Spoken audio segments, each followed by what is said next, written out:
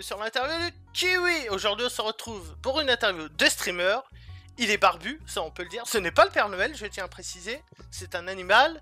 Il s'agit de Bess Marmotte. Bonjour tout le monde, bonjour à tous. Eh bien, je pense que certaines personnes ne te connaissent pas forcément, j'imagine, hein, même si beaucoup de monde te connaissent. Je vais te présenter. Alors, tu es un streamer Hearthstone, Slay the Spire, Darkest Donjon, tout ce qui est jeu de cartes, un peu roguelike, voilà, hein, je pense que... C'est bien résumé. Comme tu disais, si je cite tous les jeux que tu fais, je pense qu'il y en a pour 2-3 heures. Ah, j'avoue que oui. Oui. Tu es aussi streamer sur la JVTV.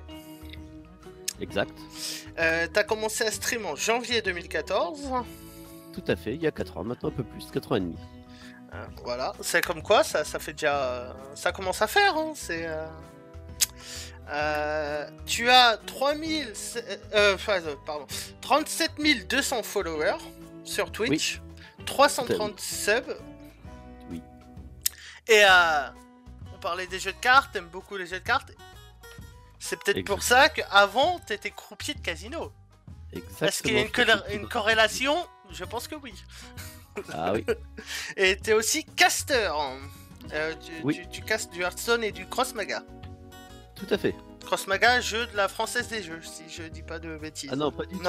D'accord. Ankama, Cross Maga, c'est un jeu d'Ankama, la boîte qui a créé Dofus. D'accord. Ouais, c'est français. Non, c'est effectivement, c'est les tournois que je commente sont organisés par la Française des Jeux. D'accord. Ouais, tu vois, comme quoi, mon info, j'avais pas la bonne info.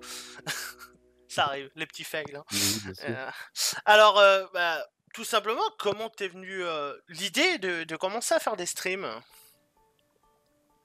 Comme beaucoup de personnes par hasard en fait, tout simplement parce qu'à l'époque où j'ai commencé à streamer, Hearthstone était encore en bêta et j'étais rédacteur sur Millennium où j'écrivais des articles et comme ils ont lancé une TV TCG, c'est-à-dire Trading Card Game, à l'époque c'était sur Dailymotion, le chat c'était sur IRC, c'était un autre monde, beaucoup moins professionnel que maintenant.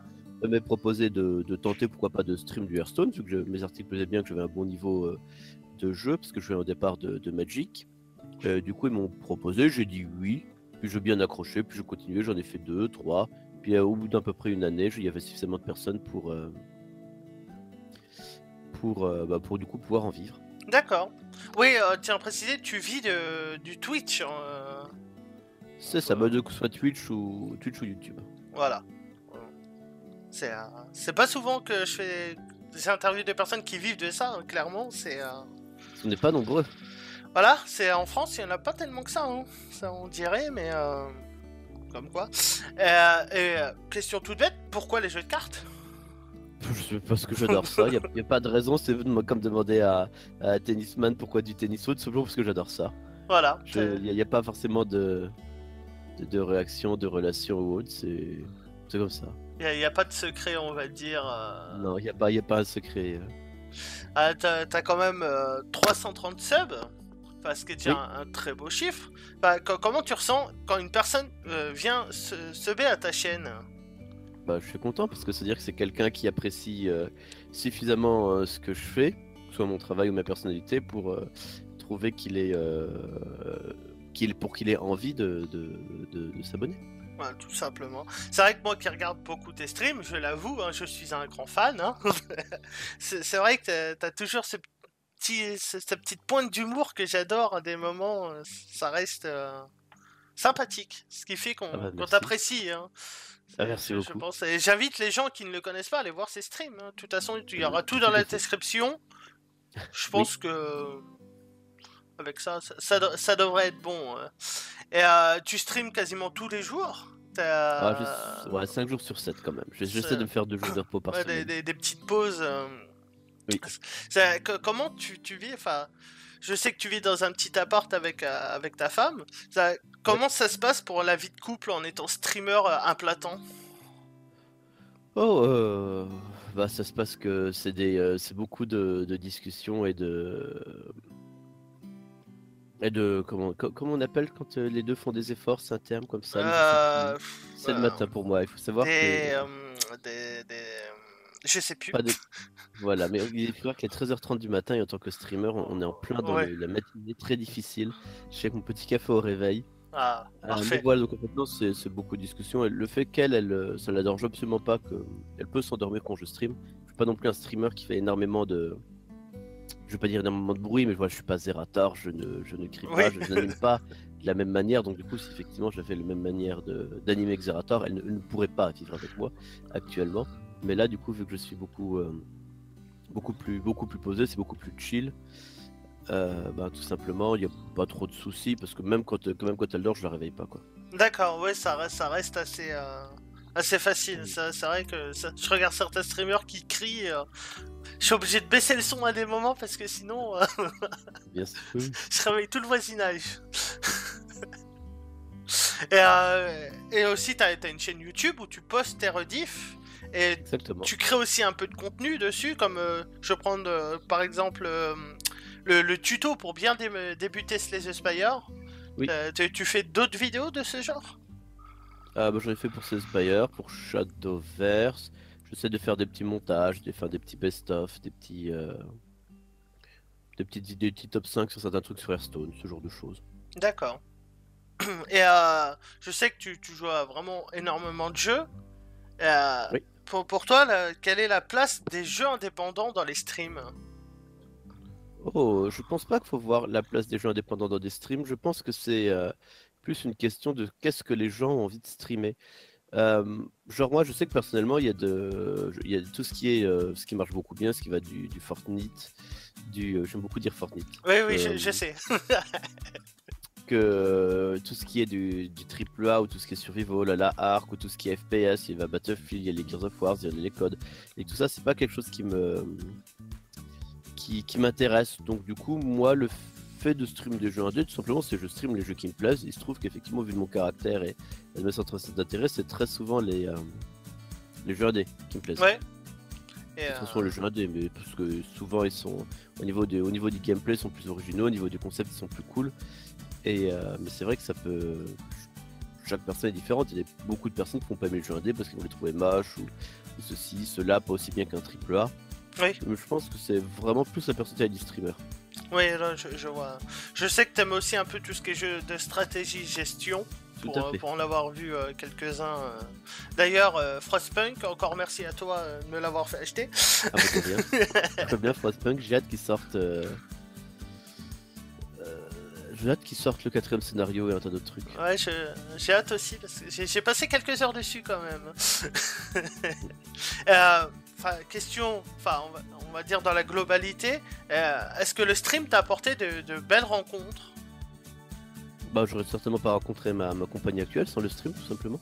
Parce qu'elle m'a connu en tant que streamer, et du coup, vu que j'habitais Metz et elle Paris, il y aurait ça aurait été beaucoup plus Ouais, compliqué, hein. compliqué. Ouais. Ouais, je vois. C'est vrai qu'il y en a beaucoup, je pense, qui rencontrent leurs copines grâce à ça. Hein. Je dirais pas, Bien sûr. mais on peut dire que c'est un site de rencontre, Twitch. Ah, quand même pas. C'est pas si de rencontre dans un sens. Oui, Pas terrible. oui, c'est vrai que ça. Beaucoup d'enfants aussi. Oui. C'est vrai que. Et, est-ce que tu auras une petite anecdote à raconter sur le stream, quelque chose du genre? Petite anecdote sur le stream, alors il y a un des tout premiers tournois que j'ai commenté, c'était en direct c'était à Genève.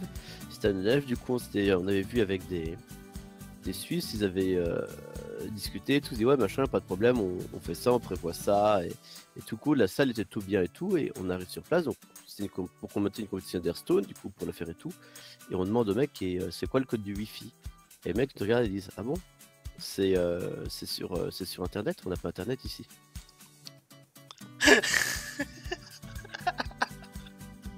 Désolé. C'est vrai que ça a dû te surprendre, je pense, sur le coup, ça a dû être très surprenant.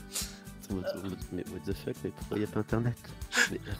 Je sais pas s'ils croyaient que c'était du Magic ou je ne sais quoi, quel jeu de cartes physique, mais.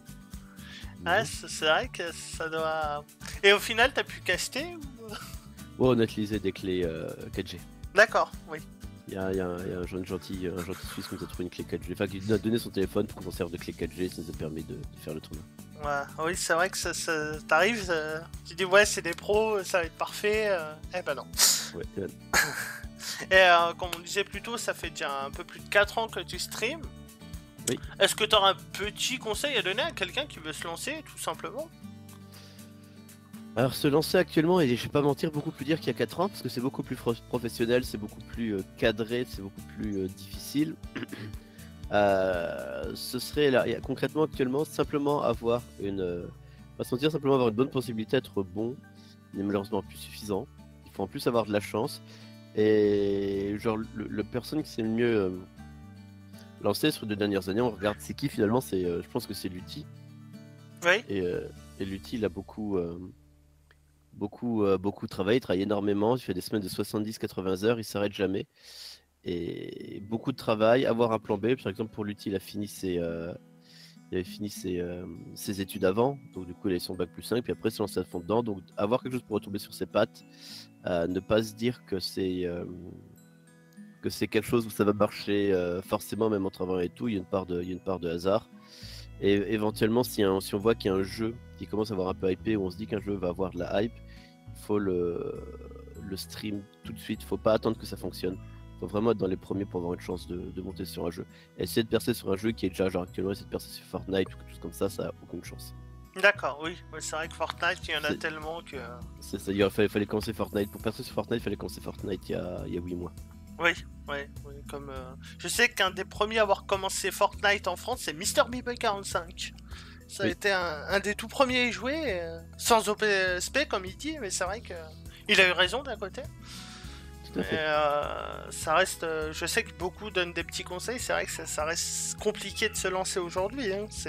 Il y a tellement de streamers, même au final, je pense que le stream, ça peut s'arrêter du jour au lendemain. Les gens n'ont plus de hype pour le streamer. Évidemment. Je pense que, à part les plus grands comme Joël Deriat, qui a recommencé récemment, c'était impressionnant. Oui. Que ce soit du Alderiat, que ce soit du MV, du Zerator, que ce soit ce genre de personnes ne craignent rien évidemment. Gotaga bien sûr. Oui, c'est même Gotaga qui a fait une grosse percée. Hein. Ça reste très impressionnant. Oui. Eh bien, je pense qu'on va avoir fait le petit tour. Peut-être un petit mot à rajouter, quelque chose? Merci à toi tout simplement pour cette interview. De rien, ça à rajouter. Avec grand plaisir. Voilà. Eh bien, les amis, l'interview va toucher à sa fin. Déjà, c'est rapide, c'est ce qu'elle m'a dit hier soir. Oui, je me répète à chaque vidéo, vous connaissez la rengaine. Hein. Si vous ne connaissez pas Best Marmot, je vous invite vraiment à aller voir son Twitch. Il y aura son Twitter, il y aura tout dans la description. N'hésitez vraiment pas. Peut-être... Ah, si, j'ai oublié le plus important. Enfin, le plus important, oui, non. Est-ce que tu auras un streamer ou un youtubeur dont tu aimerais bien que je fasse l'interview? Alors malheureusement, c'est assez amusant, mais je regarde beaucoup moins de stream depuis que je stream, tout simplement parce que je suis une éponge, et en fait, si je regarde trop un streamer, je repense l'expression. Et c'est terrible, vu que c'est un milieu où tout le monde se connaît. D'accord. Donc je ne regarde plus beaucoup de stream, peut-être Tars en joueur Hearthstone, qui est très très fun, très marrant. Qui est streamer chez Armateam et fait quelques vidéos YouTube, qui est quelqu'un de très agréable et qui mériterait d'être plus connu. D'accord, j'irai le contacter. Eh bien, les amis, n'hésitez pas à vous abonner, hein, tant qu'à faire. C'est gratuit, il n'y a rien. Laissez un petit commentaire si vous avez des idées de personnes dont vous aimeriez que je fasse l'interview. Si vous écoutez la vidéo jusqu'à la fin, bien entendu. Et je vous dis à très bientôt pour une nouvelle interview. Et Smartmode, je te laisse le mot de la fin. Au revoir tout le monde. Et coupez.